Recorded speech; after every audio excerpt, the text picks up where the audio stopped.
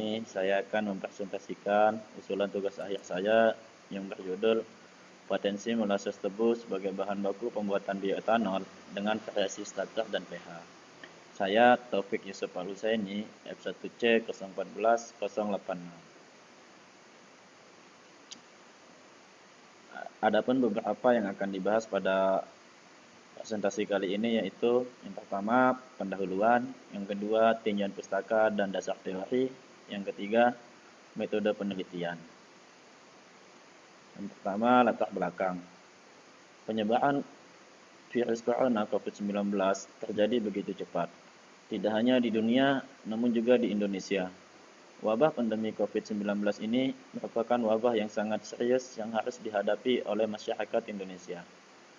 Untuk mencegah penularan COVID-19 ini bisa dilakukan dengan berbagai cara, yaitu salah satunya dengan penggunaan hand sanitizer dan penyemprotan disinfektan untuk membersihkan tubuh atau benda dari virus. Selanjutnya, rumusan masalah. Rumusan masalah yang dibahas dalam penelitian yang dilakukan ini yaitu bagaimana meningkatkan kadar alkohol pada proses pembuatan bioetanol menggunakan bahan baku dari molasses tebu dengan memvariasikan starter dan pH pada proses fermentasi. Kemudian batasan masalah. Adapun batasan masalah yang akan dibahas, yang pertama bahan baku yang akan digunakan yaitu molasses tebu. Ragi yang digunakan yaitu ragi mawripan. Yang ketiga, temperatur yang digunakan pada proses fermentasi yaitu temperatur ruangan Kota Mataram yaitu berkisar antara 22 hingga 33 derajat Celcius. Yang keempat, menggunakan alat destilasi continuous distiller reflux pada suhu 80 derajat Celcius.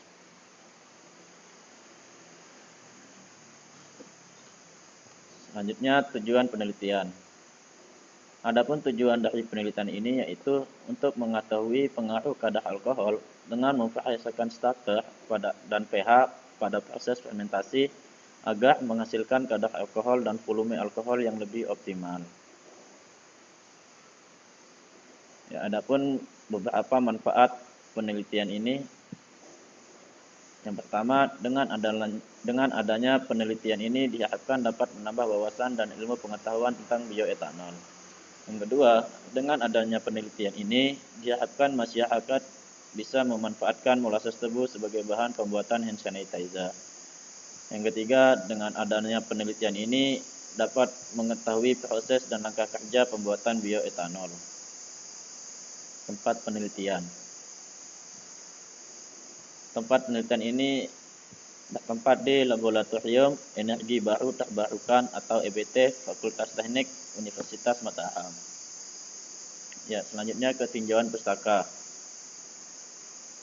CC 2017 dalam penelitiannya tentang pengaruh variasi pH dan pembuatan bioetanol dari sari kulit nanas dengan menggunakan Zimomonas mobilis, bioetanol merupakan sumber energi alternatif yang cukup potensial untuk menggantikan fosil bahan bakar. Bioetanol dapat diproduksi dengan fermentasi tanaman karbohidrat. Salah satu bahan mentahnya yang bisa digunakan adalah kulit nanas. Pada penelitian ini melakukan variasi pH dengan persentase 4,5, 5,0, dan 5,5. Selanjutnya, Pratama 2019. Dalam penelitiannya tentang bioetanol dari nira batang sorghum dengan memvariasikan starter pada proses fermentasi untuk meningkatkan kadar alkohol yang dihasilkan. Penelitian ini bertujuan untuk mengetahui pengaruh dari variasi starter sebagai variabel bebas terhadap kadar alkohol dan volume alkohol. Fermentasi pada nira batang sorghum sebanyak 3 liter dilakukan dengan menggunakan starter dengan presentasi 1, 5, 10, 15 hingga 20% dan tanpa perlakuan. Etanol atau C2H5OH adalah cairan biokimia yang berasal dari proses fermentasi gula dari sumber karbohidrat menggunakan bantuan mikroorganisme karena pembuatannya melibatkan proses biologis. Produk etanol yang dihasilkan diberi nama bioetanol. Molase. Molase atau biasa disebut tetes tebu merupakan salah satu limbah produk hasil dari pengolahan gula tebu yang sudah tidak dapat dikristalkan lagi. Molase memiliki berupa cairan yang kental, berwarna coklat dengan kandungan sukrosa yang cukup tinggi yaitu 48% hingga 55%. Selanjutnya fermentasi. Fermentasi adalah proses produksi energi dalam sel dalam keadaan anaerob atau tanpa oksigen. Selanjutnya destilasi. Destilasi atau dalam bahasa Indonesia yang biasa kita sebut dengan penyulingan adalah sebuah metode untuk memisahkan bahan kimia zat cair berdasarkan titik didih atau kemampuan zat untuk menguap. Ya, selanjutnya diagram alir. Pada diagram alir terdapat beberapa proses yang akan dilakukan. Yang pertama, persiapan awal, studi literatur, desain penelitian, persiapan alat dan bahan, pembuatan molase dengan Brix 14%, pembuatan starter 0, 10, dan 20, dan pH 4,5, 5, dan 5,5. Proses fermentasi selama 72 jam atau 3 hari, proses destilasi, mengukur kadar dan volume bioetanol, pengujian sifat fisika atau gas kromatografi, analisa data dan pembahasan, dan terakhir kesimpulan. Adapun alat dan bahan yang akan digunakan pada penelitian ini, yang pertama continuous distillation reflux, yaitu alat untuk destilasi. Yang kedua pH meter. pH meter digunakan untuk mengukur keasaman pada cairan molase tersebut. Yang ketiga, alkoholmeter yang digunakan untuk menghitung kadar alkohol. Yang keempat, penyaring atau saringan yang digunakan untuk memisahkan kotoran pada molase tersebut. Yang keempat, refraktometer yang digunakan untuk menghitung nilai Brix yang pada molase tersebut. Yang kelima, timbangan digital. Timbangan digital ini digunakan untuk menghitung massa agi dan pupuk ZA yang digunakan. Yang ke-7, jerigen fermenter. Jerigen fermenter adalah digunakan untuk wadah tempat penampungan molase pada saat proses fermentasi. Selanjutnya heater atau pemanas. Ini digunakan untuk mensterilisasikan atau membunuh bakteri pada molase dengan suhu 70 derajat Celcius. Kemudian bahan yang digunakan yang pertama yaitu molase. Selanjutnya ragi roti maurifan. Selanjutnya pupuk ZA. Selanjutnya pH up dan pH down. Ini digunakan untuk menaikkan pH atau menurunkan pH cairan pada molase tersebut. Prosedur penelitian. Ya, terdapat beberapa prosedur penelitian. Yang pertama, menyaring molase. Menyaring molase bertujuan untuk memisahkan kotoran pada molase agar tidak terlalu padat dengan cara disaring menggunakan penyaring. Yang kedua, menentukan Brix. Molase yang telah disaring kemudian dicampur dengan air untuk mendapatkan Brix yang diinginkan yaitu 14%. Yang ketiga, memanaskan molase. Molase yang sudah ditentukan Brix-nya kemudian dipanaskan menggunakan heater bertujuan untuk membunuh bakteri yang ada pada molase dengan temperatur 70 derajat Celcius. Yang keempat, pembuatan starter.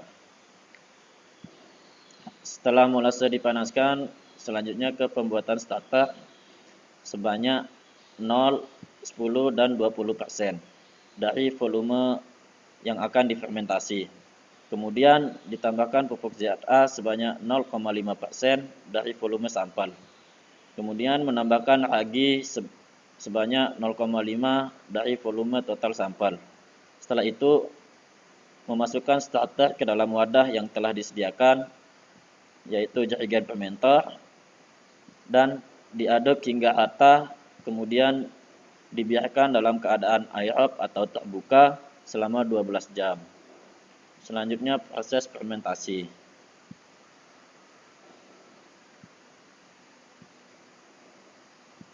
Di mana proses fermentasi ini dilakukan secara anaerob atau tanpa oksigen. Proses fermentasi ini akan berlangsung selama 3 hari dalam keadaan anaerob. Pada proses fermentasi ini akan dilakukan pengecekan Brix selama 3 jam sekali untuk mengetahui berapa persen kadar gula yang telah diuraikan menjadi alkohol, dan juga dilakukan pengecekan pH 3 kali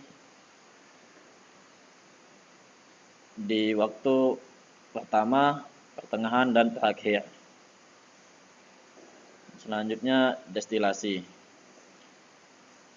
Setelah melakukan fermentasi, kita langsung beralih ke proses destilasi. Destilasi atau penyulingan adalah metode pemisahan bahan kimia dalam penyulingan destilasi atau penyulingan adalah metode pemisahan bahan kimia. Dalam penyulingan, campuran zat dididihkan hingga menguap, dan uap tersebut didinginkan kembali sehingga akan berubah ke dalam bentuk cairan menggunakan alat destiller reflux. Selanjutnya pengambilan data. Yang pertama, pengambilan data Brix. Berikut tabel pengambilan data Brix. Yang kedua, pengambilan data pH. Yang ketiga, pengambilan data kadar volume dan kadar alkohol. Selanjutnya, setelah data didapatkan, selanjutnya dilakukan pengujian ANOVA, di mana uji ANOVA ini tujuannya untuk mengetahui adakah pengaruh dari konsentrasi starter dan pH terhadap volume alkohol dan kadar alkohol. Ya, sekian dan terima kasih presentasi dari saya. Saya ucapkan terima kasih.